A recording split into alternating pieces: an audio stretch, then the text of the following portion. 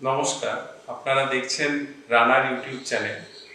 আজকে আমরা যে বিষয় নিয়ে উপস্থিত হয়েছি তার সাথে আমাদের এই অসম্ভব গরম লাগা এবং তার সঙ্গে বৃষ্টির সম্পর্ক আছে।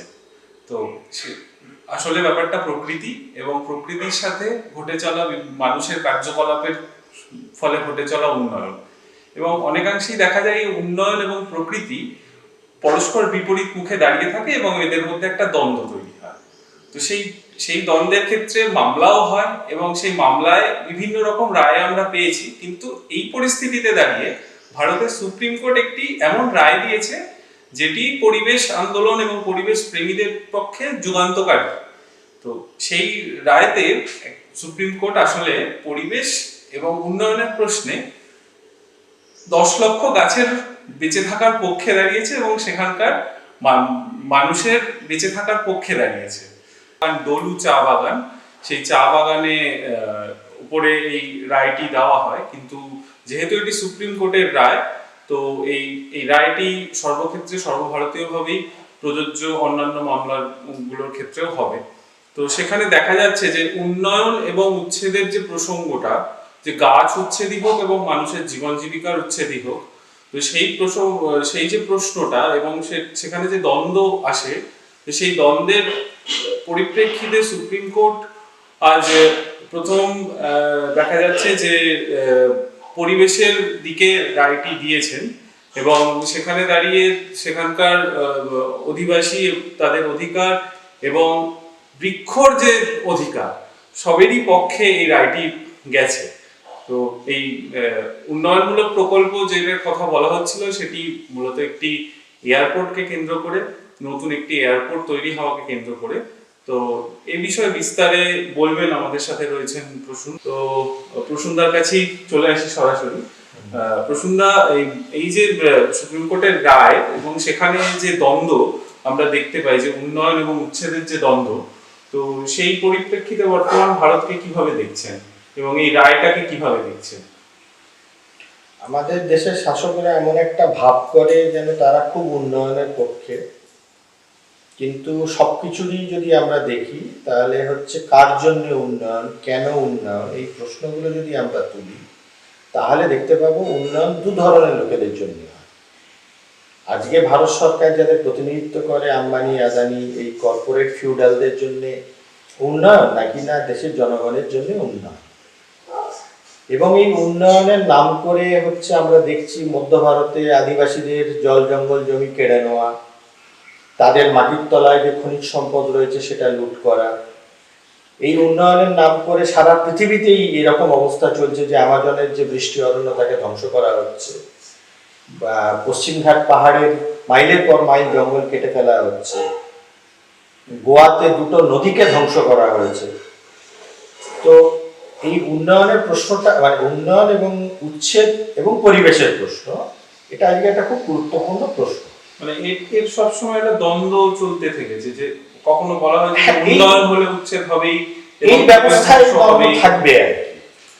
মানে আমাদের শাসকরা কোনো কিছুই জনগণের ভালোর জন্য করে না, তারা যা কিছু করে তারা নিজেদের ভালোর জন্য এবং কর্পোরেট ফিউডালদের ভালোর জন্য করে। মানে আজকে তো এটা পরিষ্কার যে মোদী সরকার আম্বানি আদানির মানে পক্ষ নিয়ে চলছে।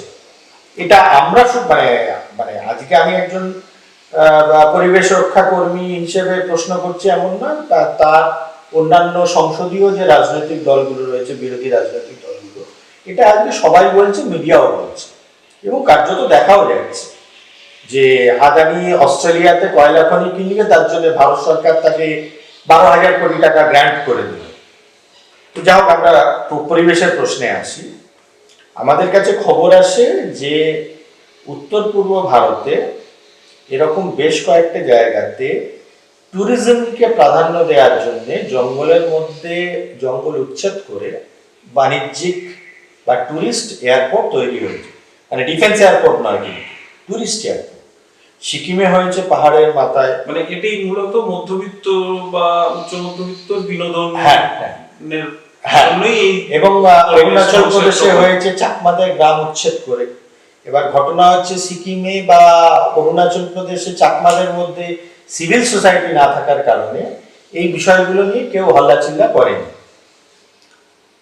আসামে যখন এখানে বিষয়টা আসে, ডলু চা বাগান, এটা আসামের বরাক ভ্যালিতে একটি চা বাগান, ডলু চা বাগান নামে, সেখান থেকে খবর আসে যে ওখানে 41 লক্ষ চা গাছ আছে এবং প্রায় 10,000-এর উপর শেড ট্রি আছে, মানে শেড ট্রি মানে যেগুলো হচ্ছে ছায়া দানকারী বৃক্ষ, এগুলোকে কেটে ওখানে বাণিজ্যিক এয়ারপোর্ট তৈরি হতে চলেছে এবং রাতারাতি বুলডোজার দিয়ে কিছু গাছ কাটাও হয়, উপড়ানো হয়। সুপ্রিম কোর্টের রায় বলছে যে 1,000-এর উপরে বুলডোজার সংখ্যা। তো যাই হোক, তারপরে ওখানকার শ্রমিকরা বিরোধিতা করে, তখন বলা হয় যে ঠিক আছে, তোমাদেরকে আমরা উচ্ছেদ করবো না, তোমাদের জন্য আলাদা কোয়ার্টার তৈরি করে দেবো। কিন্তু যাই হোক, পরিবেশের প্রশ্নটা নিয়ে মামলা হয়, আসামের লোকাল কোর্টে মামলা হয়, সে মামলাতে হচ্ছে যথারীতি সরকারের পক্ষে কোর্ট রায় দেয়, মানে উন্নয়ন নিয়ে কোনো প্রশ্ন করা চলবে না, পরিবেশ জাহান্নামে যায়। গ্রিন ট্রাইব্যুনালে বিষয়টা মামলাটা যায়, গ্রিন ট্রাইব্যুনালও বলে দেয় যে আমাদের এখানে কিছু করার নেই, মানে ও যা হচ্ছে হোক। তারপরে এখানে আমরা খবর পাওয়ার পরে কলকাতার কিছু বুদ্ধিজীবী তারা এটা নিয়ে সুপ্রিম কোর্টে মামলা করে এবং সুপ্রিম কোর্টেও ভারত সরকারের যিনি সলিসিটর জেনারেল, তার মানে আচার আচরণ, তার বক্তব্য খুবই উগ্র এবং হচ্ছে জনগণ বিরোধী ছিল, যে মানে আসামের লোকের মাথা ব্যথা নেই, কলকাতার বুদ্ধিজীবীদের এত মাথা ব্যথা কেন, বা মানে তাদের পেছনে কে আছে, কারা আছে, তাদের কোনো ভেস্টেড ইন্টারেস্ট আছে কিনা, উন্নয়নের বিরোধিতা করাটা হচ্ছে দেশ বিরোধী ব্যাপার। তো এরকম সব বলে টলে আর কি, মানে লোককে ভয় দেখানোর একটা ভীতিকর পরিবেশ তৈরি করার চেষ্টা করে। সেখানে সুপ্রিম কোর্ট যে রায় দেয়, মানে সেটা একটি যুগান্তকারী রায় এবং মানে পরিবেশ আন্দোলনকারীরা এতে মানে উপকৃত হবেন এবং যেখানে যেখানে সরকার এই উন্নয়নের প্রশ্নকে সামনে এনে পরিবেশ ধ্বংসের পরিকল্পনা করছে, আমরা মনে করি যে এই রায় সেই সব জায়গাতেই পরিবেশের পক্ষে এবং উচ্ছেদের বিরুদ্ধে একটা কার্যকরী পদক্ষেপ হিসেবে পাওয়া যাবে।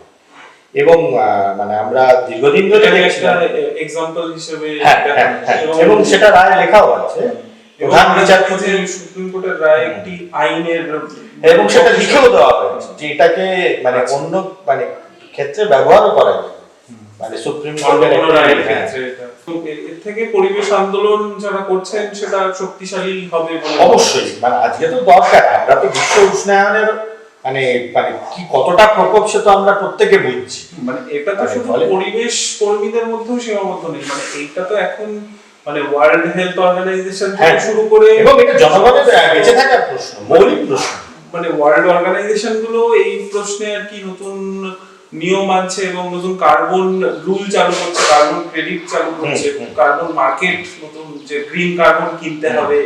যারা আসামের চা বাগান উচ্ছেদ হচ্ছে, গাছ কাটা হচ্ছে, তাতে কলকাতার বুদ্ধিজীবীদের এত মাথা ব্যথা কেন?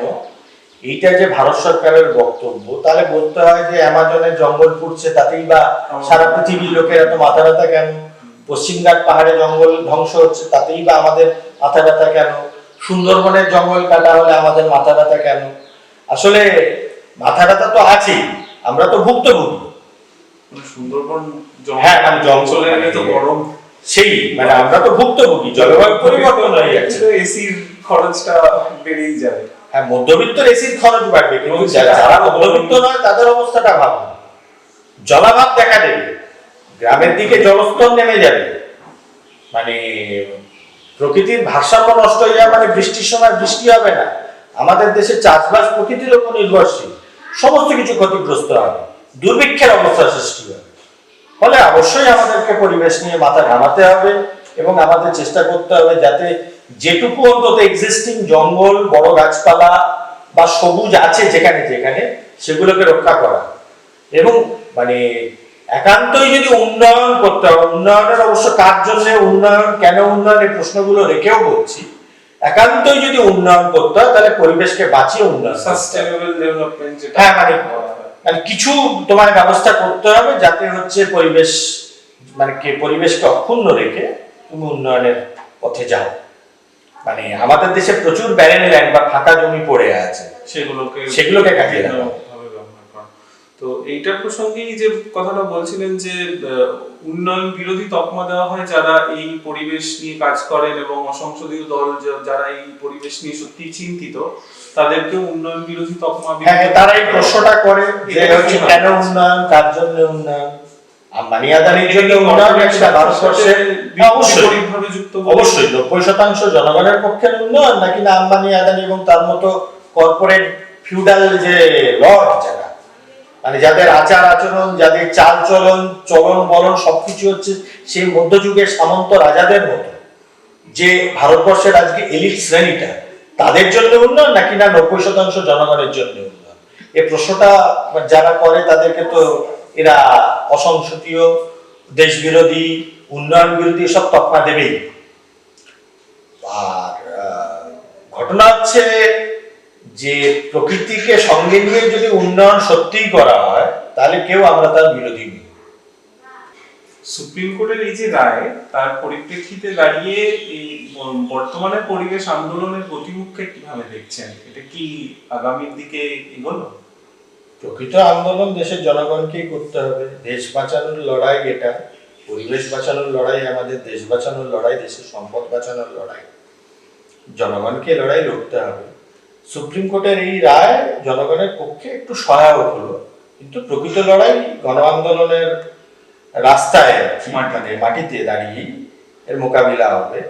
তার কারণ হচ্ছে মানে শাসকরা এবার ভাববে সুপ্রিম কোর্টের রায়ের পরে যে এই রায়টাকে এড়িয়ে কিভাবে আর কি তারা মানে পরিবেশ উচ্ছেদ করতে পারে, পরিবেশ ধ্বংস করতে পারে। হ্যাঁ, এইসব তারা ভাববে এবং করবেও। মানে যেমন কোর্টে মামলা যাওয়ার আগেই তারা বোল্ডোজার চালিয়ে দিয়েছিল। আমরা পশ্চিমবাংলাতেও দেখেছি যে ঝাড়খণ্ড থেকে বাংলাদেশে বিদ্যুৎ যাবে বলে রাতারাতি তোমার ফারাক্কায় হচ্ছে আমবাগান উচ্ছেদ করে দেওয়া হয়েছিল। এসব রাতারাতি হলো এবং আমি নিজে গিয়ে দেখে এসেছি বিশাল বিশাল আম গাছ, কয়েকশো বছরের পুরনো আম গাছ উপড়ে পড়ে আছে। মানে ফলে মানে ওই জন্য সরকার বা শাসকরা অবশ্যই মানে পরিবেশ উচ্ছেদ করবে, পরিবেশ ধ্বংস করবে, তাতে তাদের কিছু যায় আসে না। জনগণের ভালো হলো কি মন্দ হলো তাতে তাদের কিচ্ছু যায় আসে না। জনগণকে তার লড়াই অবশ্যই লড়ে নিতে হবে। তো এর সঙ্গেই আমরা আজকের আলোচনা শেষ করছি। আমরা আরো বিভিন্ন বিষয় নিয়ে আবার আপনাদের সামনে হাজির হব। নমস্কার। নমস্কার।